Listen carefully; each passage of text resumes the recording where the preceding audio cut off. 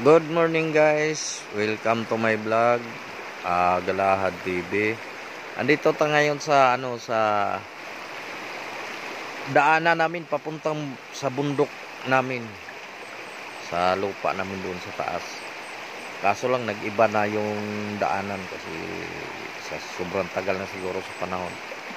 Ito yung ilog na lagi namin binabaybay bago kami makarating sa lupa namin doon sa bundok.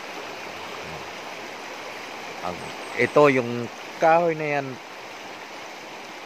maliit pa yan noon sa pag-alis ko bago ako pumunta ng Maynila. Ngayon ang laki na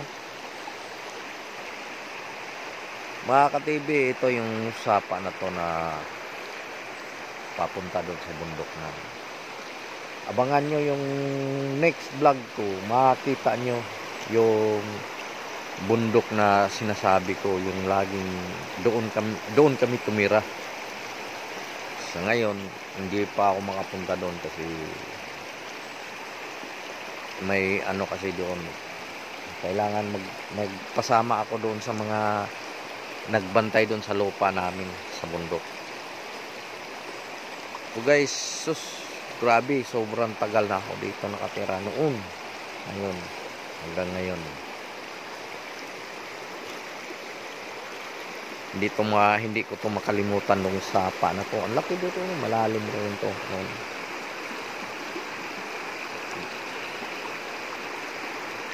Dumiretso lang ako dito kasi naligo lang ako. Wala lang akong dalang yung tripod.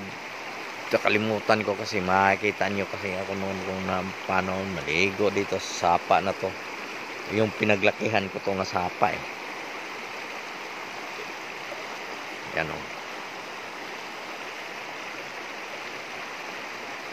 malayo pa doon to guys, mga siguro nasa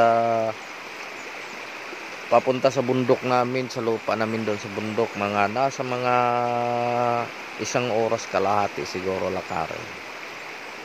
Ayun, makikita mo doon maraming mga prutas kami doon nga tinanim doon.